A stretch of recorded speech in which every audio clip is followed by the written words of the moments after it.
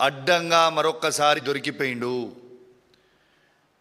ఇలా ఓటు నోట్లో ఏ విధంగా అయితే అడ్డంగా రేవంత్ రెడ్డి గారు దొరికినరో అదే విధంగా ఇవాళ ఈ వైస్ ప్రెసిడెంట్ ఎలక్షన్లో కూడా ఓట్లు కాంగ్రెస్ పార్టీ ఎంపీ ఓట్లన్నీ కూడా బీజేపీ పార్టీకి అమ్ముకుంటూ అడ్డంగా దొరికిపోయిండు.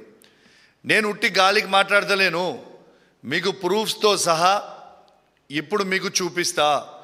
ఒక్కసారి మీ అందరు కూడా చూడొచ్చు. ఇలా ఇది జైరామ్ రమేష్ గారు ట్వీట్ చేసిండ్రు.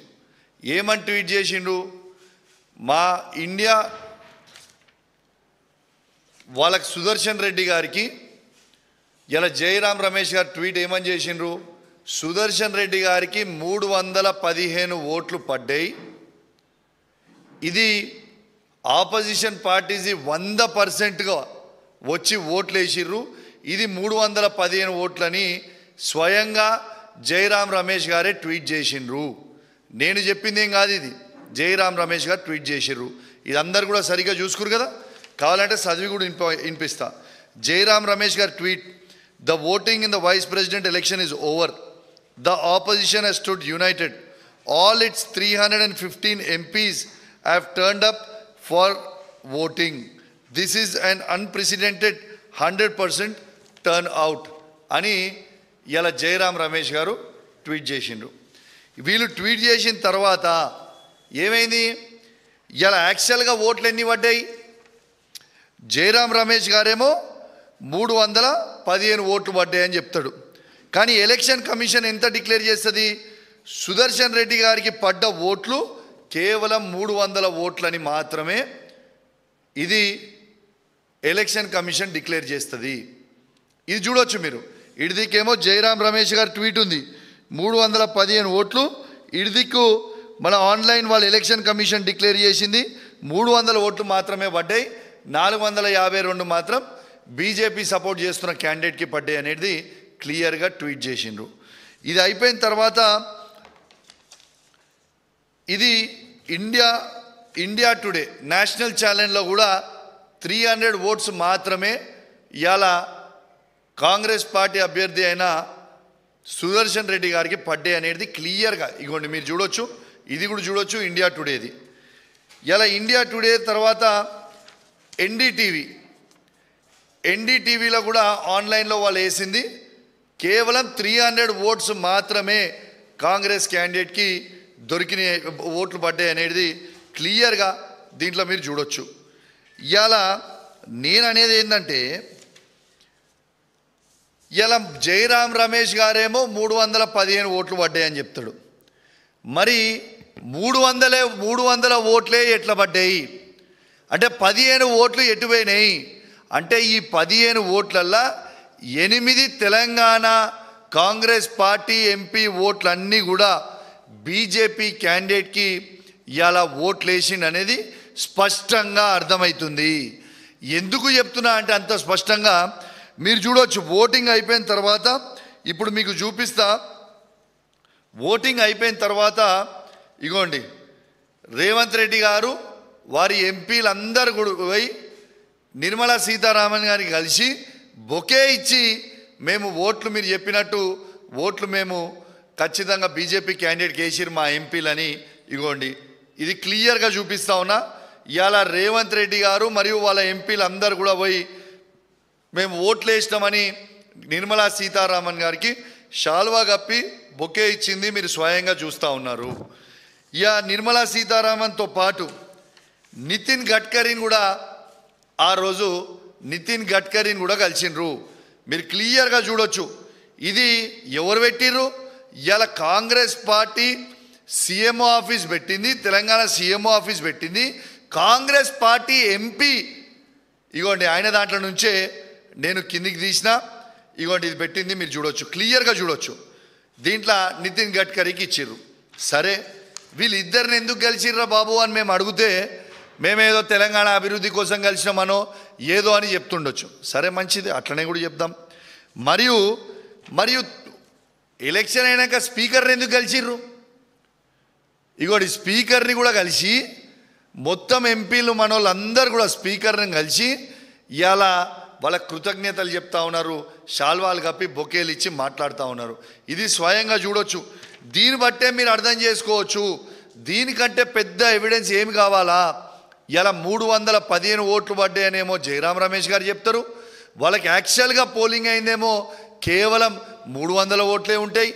దాంట్లో 15 ఓట్లు తక్కువ పడతాయి.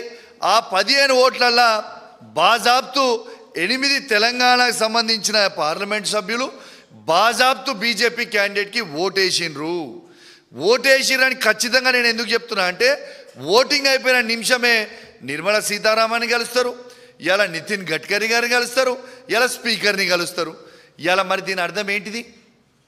ఖచ్చితంగా ఇలా తెలంగాణకి మరొక్కసారి రేవంత్ రెడ్డి గారు ద్రోహం చేసిరనేది చాలా స్పష్టంగా కనబడతా ఉన్నది. ఇలా ఒక్కటేసారి ఆలోచన చేయండి.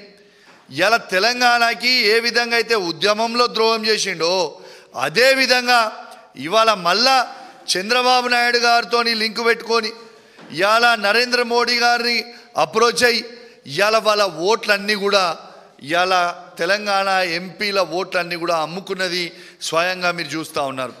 దీంతోపాటు స్వయంగా ఏమని చెప్పిర్రు, ఇవాళ నాకొక్క 3 కాంగ్రెస్ పార్టీ ఎంపీలు కలిసిర్రు.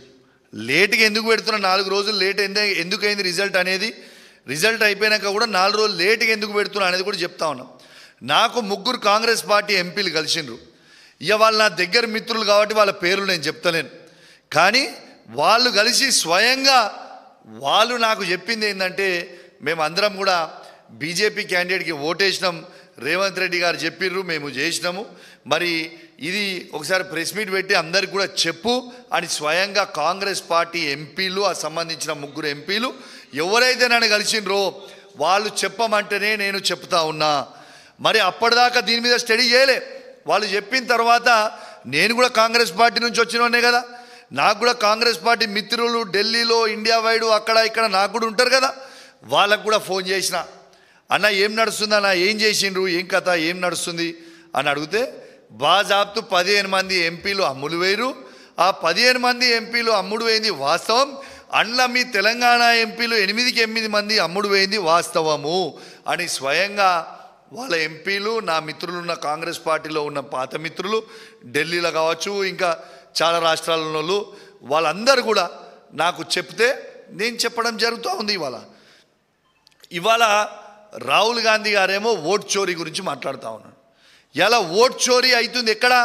స్వయంగా తెలంగాణలోని కాంగ్రెస్ పార్టీ ముఖ్యమంత్రే ఓట్ చోరీ చేసుకొని బీజేపీ పార్టీకి వేస్తుంటే నిజంగా దీని గురించి ఏడవాలా నవ్వాలా నాకు అర్థమవుతలేదు.